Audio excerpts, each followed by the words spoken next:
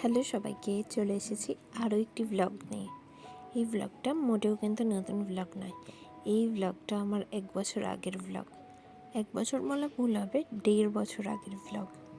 ব্লগটা ফোনে ছিল, ভাবলাম কেন না ব্লগটা পোস্ট করে রাখি, কারণ তখন কেমন ছিলাম সেটাও তো মনে থাকবে। তাহলে ভিডিওটা হয়তো পরে ডিলিট হয়ে যাবে, কিন্তু আমার ব্লগটা তো থেকে যাবে। তাই ভাবলাম যে চলো তোমাদের সাথে এই ব্লগটা শেয়ার করি। বিভিন্ন কারণে ব্লগটা আমি পোস্ট করেছিলাম না।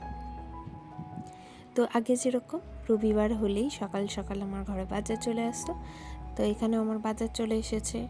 আলু, কুমড়ো, বেগুন, ঝিঙে, ডাঁটা, সমস্ত কিছু, শাক, সমস্ত কিছু চলে এসেছে বাজার।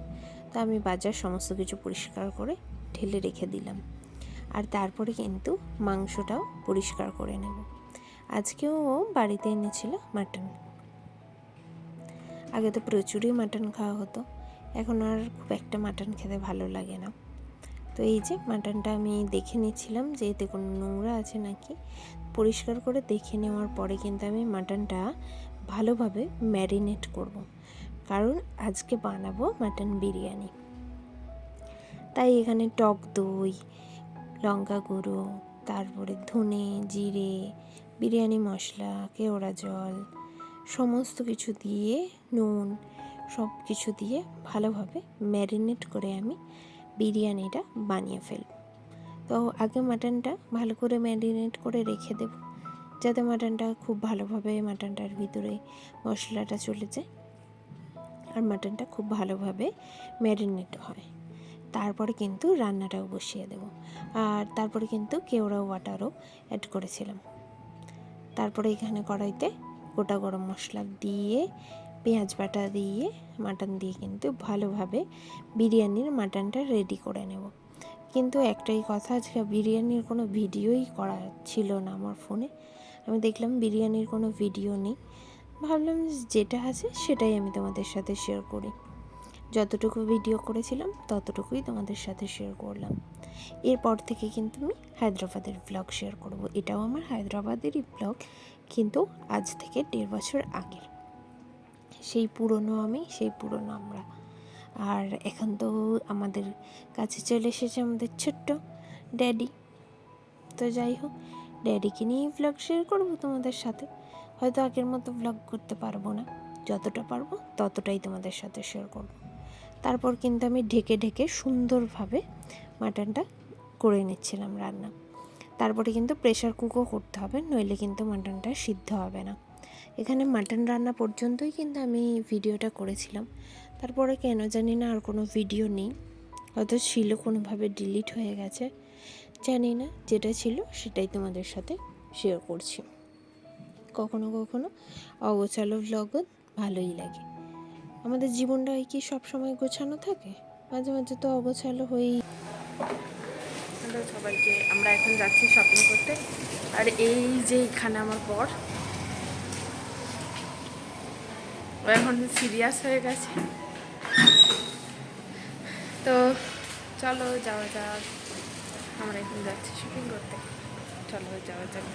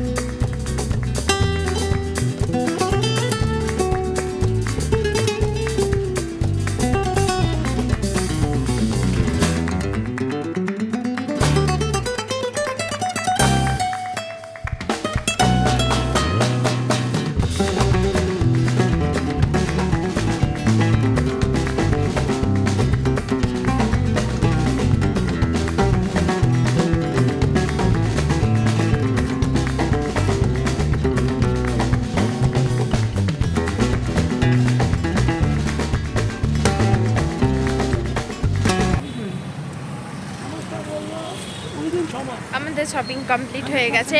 আর তোমাদেরকে যদি পারি আমি বাড়ি গিয়ে দেখাবো। আর এটা আমাদের একদম বাড়ির সামনেই ওপেন হয়েছে, তো বেশ ভালো। আর এখানে পাশেই আছে ন্যাশনাল মার্ট, পাশে ন্যাশনাল মার্টও আছে, তো বেশ সুন্দর। তো আমি সেরকম কিছু কিনে না, আমি ড্রেস কিনেছি, তো তোমাদের সাথে নিশ্চয়ই শেয়ার করবো বাড়ি গিয়ে। তোমরা ভিডিওটা দেখতে থাকো, সাথে থাকো, আশা করি তোমাদের ভালো লাগবে।